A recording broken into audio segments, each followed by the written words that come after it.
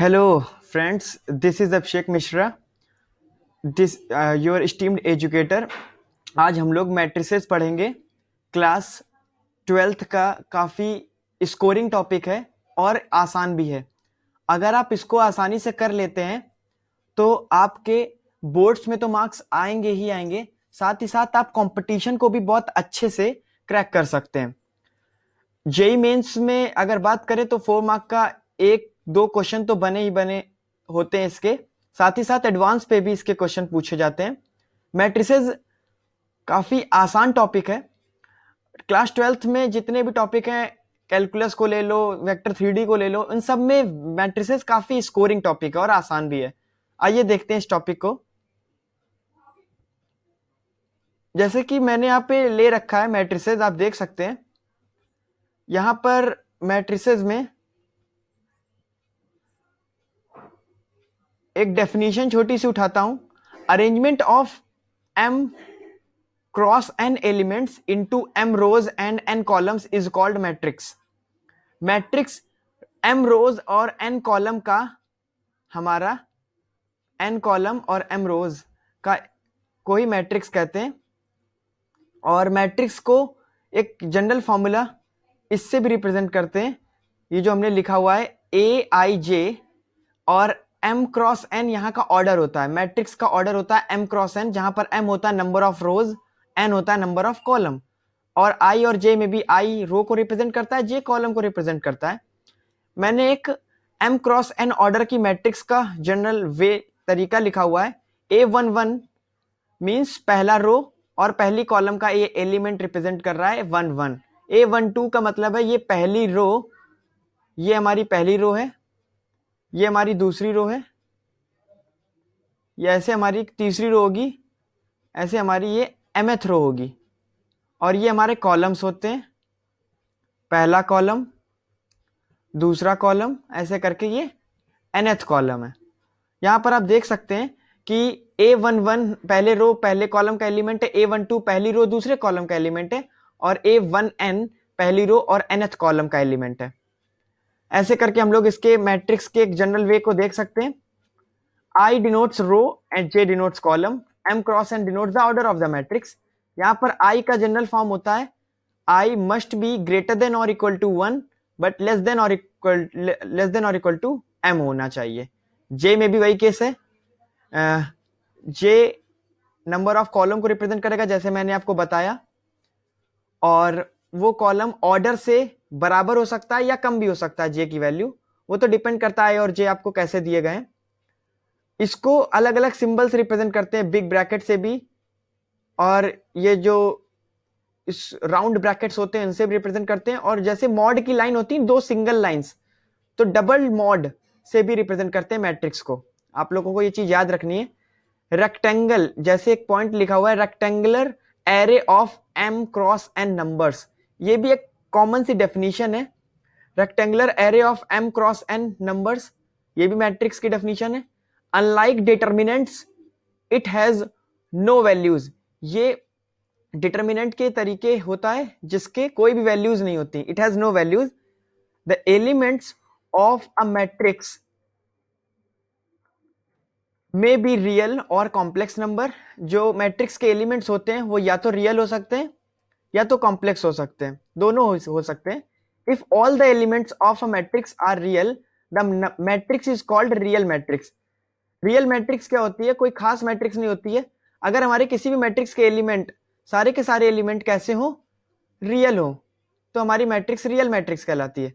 एक मैट्रिक्स हमें कंस्ट्रक्ट करनी है 3/2 ऑर्डर की, जिसमें नंबर ऑफ रो 3 हो, कॉलम 2 हो। तो आप देख सकते हैं मैंने 3 रो बनाई हुई है और 2 कॉलम बनाए हुए हैं। यहाँ पे आप देख सकते हैं, इस पे ये रूल फॉलो होना चाहिए, I प्लस जे। तो आप देख सकते हैं I प्लस जे के according A11, A12, A21, A22, A31 और 32, ये हमारे कुछ मैट्रिक्स के एलिमेंट्स होंगे। 1 की जगह पर I और J की जगह पर आप पहले 1 रखेंगे इस फॉर्मूले में, जो कि हमको गिवन है इस फॉर्मूले में, तो आपको 2 मिल जाएगा। 1 2 रखेंगे इसी फॉर्मूले में तो 3 मिल जाएगा। ये हमारा A11 है, ये हमारा A12 है, पहली रो दूसरा कॉलम, ये 2 1 है, 2 2 है, 3 1 है, 3 2 है। ऐसे करके आप इनके जब नंबर्स लिख देंगे तो मैट्रिक्स बन जाएगी। बहुत आसान है मैट्रिक्स क्रिएट करना जब भी आपको कोई एक फॉर्मूला दिया जाए। एक और क्वेश्चन ट्राई करते हैं।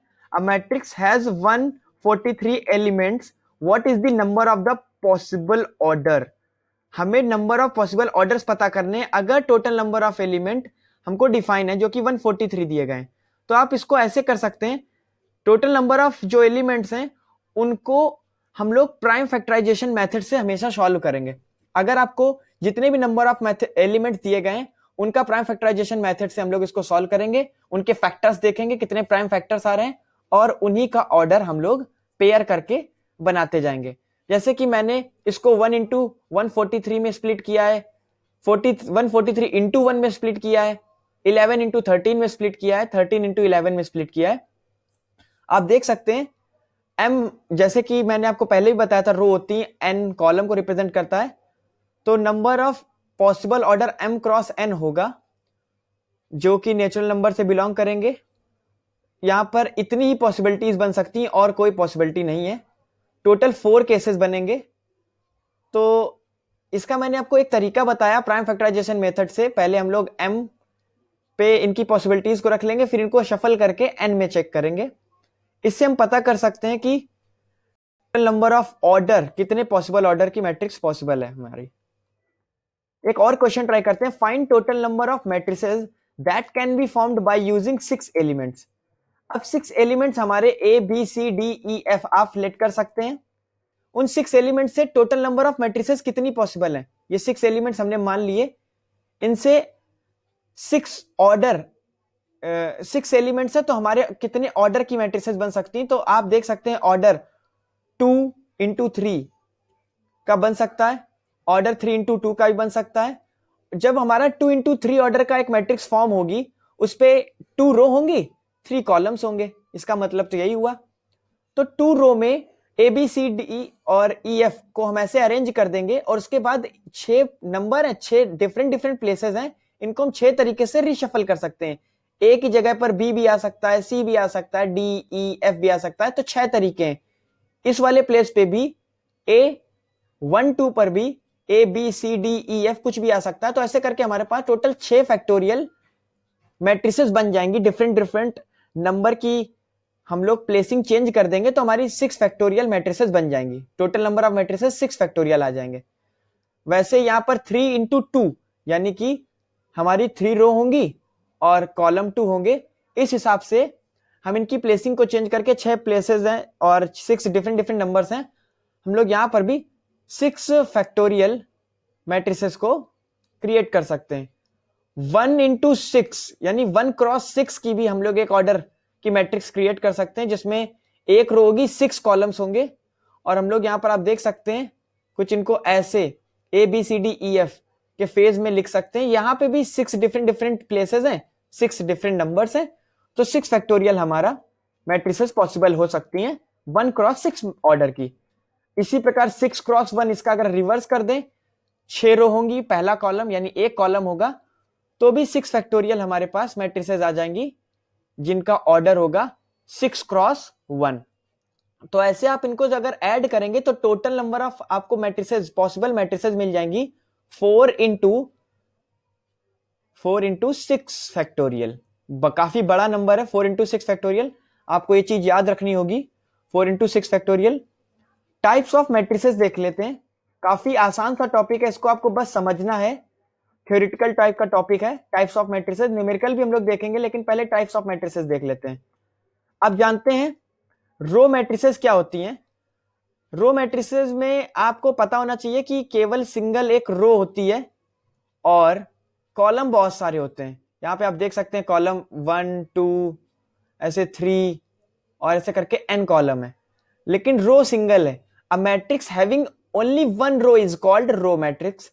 और इसका ऑर्डर याद रखना चाहिए आपको, 1 क्रॉस n होता है, जहां पर n कुछ भी हो सकता है ऑर्डर का, लेकिन 1 हमेशा रो मैट्रिक्स के लिए होना ही चाहिए, यानी कि नंबर ऑफ रो हमेशा 1 होनी चाहिए। कॉलम मैट्रिक्स का क्या तरीका है? A matrix having only 1 column is called column matrix. यहां पर इसका जो ऑर्डर होता है वो n क्रॉस 1 होता है, जो कि 1 है हमारा नंबर, वो कॉलम को दिखा रहा है, n हमारा नंबर ऑफ रोज को दिखा रहा है। पहली रो, दूसरी रो, ऐसे करके हमारी n रो हो जाएंगी। तो इस पे केवल सिंगल कॉलम होना चाहिए, तो ये कॉलम मैट्रिक्स होती है। जीरो मैट्रिक्स या नल मैट्रिक्स को हम लोग जीरो से रिप्रेजेंट करते हैं, लोग इसको ओ बोलते हैं, लेकिन ये जीरो होता है। m क्रॉस n ऑर्डर इसलिए लिखा हुआ है कि कुछ किसी भी ऑर्डर की नल मैट्रिक्स हो सकती है, जैसे कि मैंने आपको यहाँ पर 3 रो और 2 कॉलम दिखाए हुए हैं, यानी कि 3 क्रॉस 2 ऑर्डर की नल मैट्रिक्स दिखाई हुई है। यहाँ पर 3 रो 3 कॉलम है, यानी कि 3 क्रॉस 3 की नल मैट्रिक्स मैंने यहाँ पे आपको दिखाई हुई है। नल मैट्रिक्स के सारे एलिमेंट जीरो होते हैं, ये बात आपको याद होनी चाहिए। और m cross n matrix whose all the elements are zero known as zero और null मैट्रिक्स। ओके, अब हम लोग देखने जा रहे हैं what is horizontal matrix. Horizontal matrix का सिंपल सा मतलब है जिसके नंबर ऑफ रो जो है वो कॉलम के कंपेयर में थोड़ी सी कम हो, यानी कि अगर हमारे m रोज हैं और कॉलम्स हमारे n हैं, तो n must be greater than m होना चाहिए, यानी कि कॉलम का नंबर ज्यादा होना चाहिए रो से, तभी हमारी हॉरिजॉन्टल मैट्रिक्स बनती है। वर्टिकल मैट्रिक्स क्या होती है? अगर हमारी रो ज्यादा है कॉलम के कंपेयर में, आप देख सकते हैं 1 रो, 2, 3 और ये 4 रो मैंने दिखाई हुई है, और पहला कॉलम और ये दूसरा कॉलम है। इस प्रकार हमारी रोज ज्यादा है कॉलम के कंपेयर में, 4 क्रॉस 2 की मैंने मैट्रिक्स ले रखी है, तो m is greater than n अगर है हमारा, तो ये वर्टिकल मैट्रिक्स कहलाती है। जबकि हॉरिजॉन्टल मैट्रिक्स में number of columns greater than होने चाहिए नंबर ऑफ रोज से। सिंगलेटन मैट्रिक्स की बात कर लेते हैं।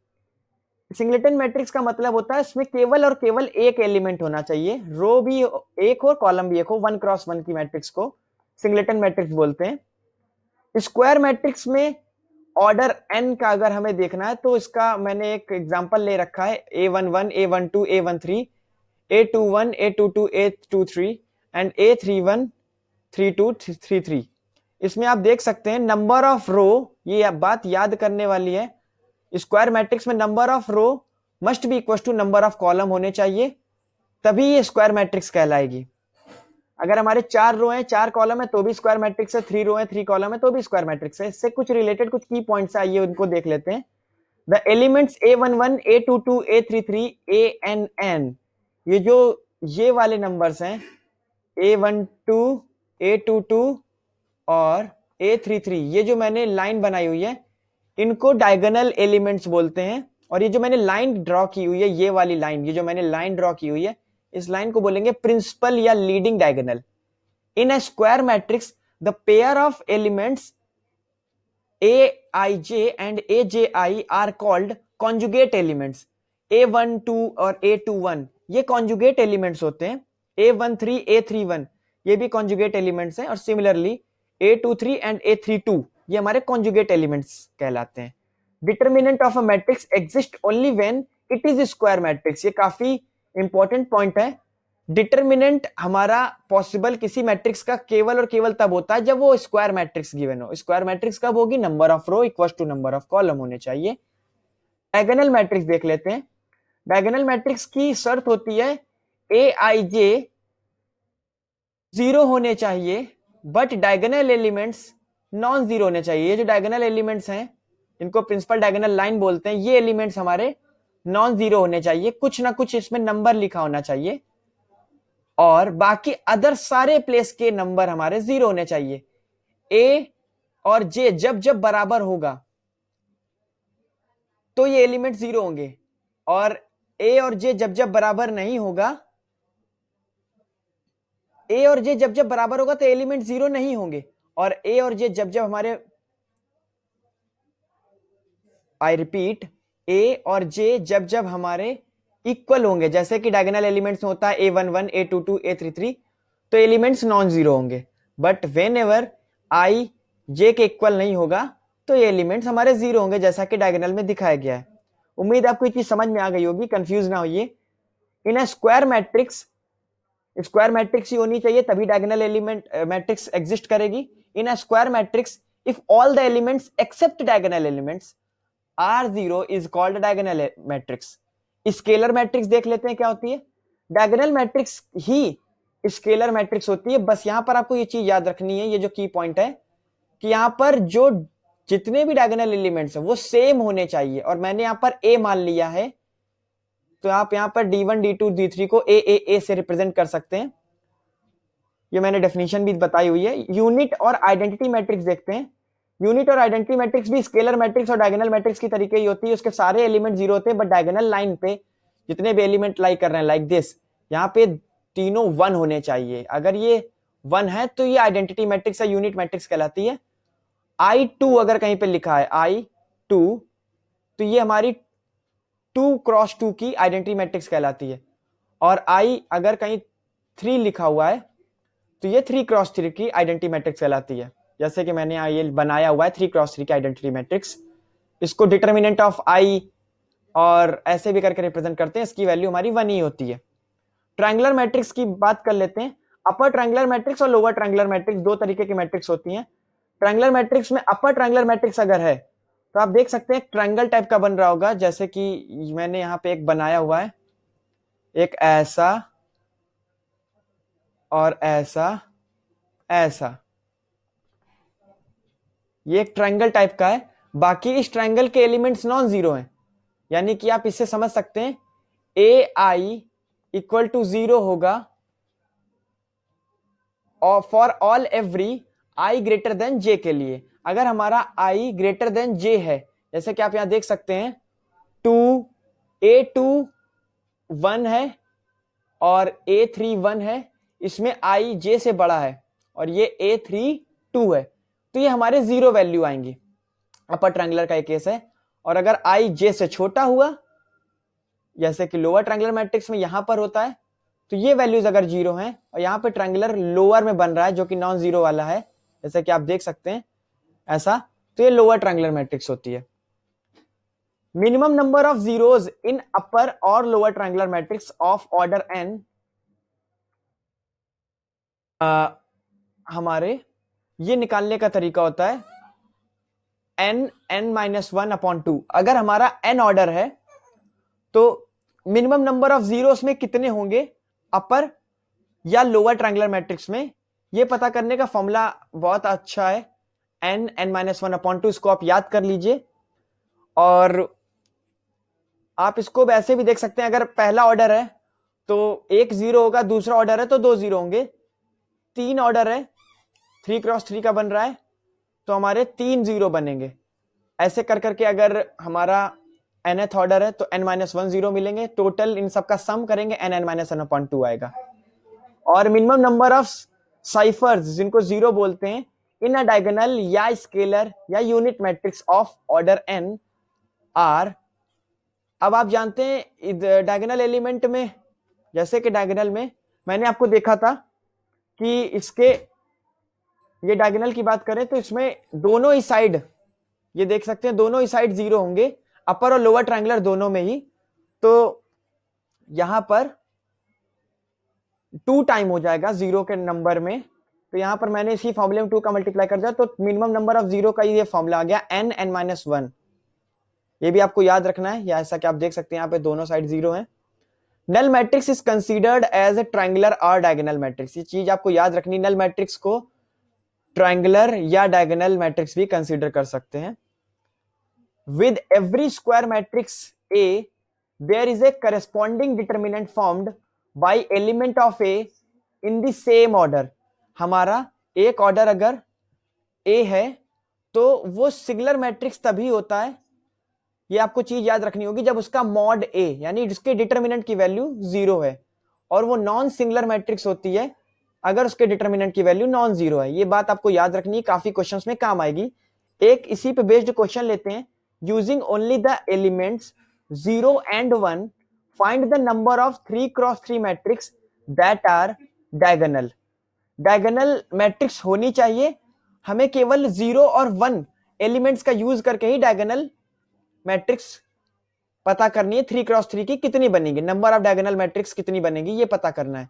तो आप जानते हैं डायगोनल मैट्रिक्स में हमारी ये डायगोनल लाइन होती है, ये वाली मैंने जो बनाई है अभी, ये डायगोनल मैट्रिक्स लाइन होती है। डायगोनल लाइन के एलिमेंट्स हमारे जीरो या वन कुछ भी हो सकते हैं, तो ये वाले एलिमेंट में भी हम लोग जीरो या वन रख सकते हैं, इस वाले एलिमेंट में भी जीरो या वन रख सकते हैं, इस वाले एलिमेंट में भी जीरो या वन रख सकते हैं। इस प्रकार हमारे पास टोटल 8 केस हो जाएंगे, 8 मैट्रिसेस ऐसे बन सकती हैं डायगोनल मैट्रिसेस। बाकी सब तो जीरो ही होता है, तो उन पे हम कुछ नहीं करेंगे। अपर ट्रायंगुलर मैट्रिसेस क्या होती हैं? अगर ऐसे ही 0 और 1 से हमें अपर ट्रायंगुलर मैट्रिक्स बनानी है, तो टोटल नंबर ऑफ मैट्रिसेस कितनी बनेंगी? अपर ट्रायंगुलर मैट्रिक्स में मैंने आपको बताया था, इन ये जो मैंने बॉक्सेस बनाए हुए हैं, इनमें नॉन जीरो डिजिट्स होती हैं, but when I greater than J होता है, वहां पे नंबर जीरो होने चाहिए, तभी अपर ट्रायंगुलर मैट्रिक्स बनती है। इन नंबरों पे हम 0 1 रख सकते हैं, 0 1 रख सकते हैं, 0 1, ऐसे हमारे 6 डब्बे हैं, 6 पे 2 2 नंबर रख सकते हैं, तो 2 की पावर 6 यानी 64 हमारा आंसर आ गया। 0 और 1, 0 और 1 6 डब्बों पे रख सकते हैं। Non singular and upper triangular matrix, काफी इंपॉर्टेंट क्वेश्चन है, काफी इंपॉर्टेंट क्वेश्चन है। Non singular and upper triangular matrix, आप जानते हैं नॉन सिंगुलर वो मैट्रिक्स होती है जिसका मॉड ए की value not equal to zero होता है। When mod A doesn't equal to zero होगा, तब ये नॉन सिंगुलर होगी। तो हम ये जानते हैं, अगर इन डब्बों में ये जो 3 हमारी डायगोनल लाइन पे एलिमेंट हैं, उन पे 1 1 1 रख दें, तो हमारा एलिमेंट कभी, उसके मॉड की वैल्यू कभी भी जीरो नहीं आएगी। इस प्रकार ये नॉन सिंगुलर तो हो गया। बट अपर ट्रायंगुलर के लिए हमें इनके ये जो अपर वाले डब्बे हैं ना, इन पे भी कुछ ना कुछ नॉन जीरो नंबर रखने होंगे, और बाकी आई ग्रेटर देन जे के केस में यहां तो जीरो होना ही पड़ेगा। तो बचे यहां पे ये 3 बॉक्स, इन 3 बॉक्स में 0 1 0 1 0 1 हम आसानी से रख सकते हैं, क्योंकि 1 1 1 तो फिक्स कर दिया इन बॉक्सेस में। तो टोटल 8 मैट्रिसेस बन सकती हैं जो कि नॉन सिंगुलर और अपर ट्रायंगुलर हो। इस प्रकार हमने एक क्वेश्चन पढ़ लिया। एक और कॉन्सेप्ट आता है, ट्रेस ऑफ अ मैट्रिक्स क्या होती है? ओनली फॉर स्क्वायर मैट्रिक्स पहली बात तो डिफाइन है ट्रेस ऑफ मैट्रिक्स, और इसको आप ऐसे समझ सकते हैं, जो डायगोनल लाइन होती है, when I is equal to J होता है, तो A11 A22 A33 diagonal line पे लाइन करने वाले एलिमेंट को अगर हम लोग सम कर दें, तो ये मैट्रिक्स का ट्रेस कहलाता है। मैंने एक एग्जांपल ले रखा है, इसका ट्रेस पता करना है, तो आप देख सकते हैं 1 5 और 9, इनका अगर हम लोग ट्रेस ले लें, सम कर दें, तो हमको 15 मिलता है। ये ट्रेस ऑफ द मैट्रिक्स हो गई। इसके कुछ प्रॉपर्टीज हैं। Trace of matrix lambda A, lambda बाहर आ जाता है कोई कांस्टेंट नंबर, और ट्रेस ऑफ अ मैट्रिक्स हम लोग ए आसानी से पता कर सकते हैं। Trace of a matrix A plus B, अगर हमारी दो मैट्रिक्स हैं ए और बी, उनका सम का ट्रेस निकालना है, तो हम इंडिविजुअल ए का ट्रेस और बी का ट्रेस निकाल के उनका सम कर देंगे। अगर दो मैट्रिक्स ए और बी हैं, उनका प्रोडक्ट, हम प्रोडक्ट का ट्रेस निकालना है, तो हम इनका बी इंटू ए का भी ट्रेस निकाल के देखेंगे, दोनों ही इक्वल आएंगे। ये बात आपको याद रखनी चाहिए ट्रेस के केस में। ये प्रॉपर्टीज हैं ट्रेस ऑफ मैट्रिक्स की। अलजेब्रा ऑफ मैट्रिक्स क्या होती है, इस पे बेस्ड कुछ फॉर्मूले देख लेते हैं, जैसे कि equality of matrices algebra of matrix में देखते हैं। अगर हमारी दो मैट्रिक्स इक्वल हैं, ये केवल और केवल तभी होगा जब इनके करस्पॉन्डिंग एलिमेंट सेम हो। A11 इस वाली मैट्रिक्स के A11 से सेम होगा, यानी कि A इक्वल टू K।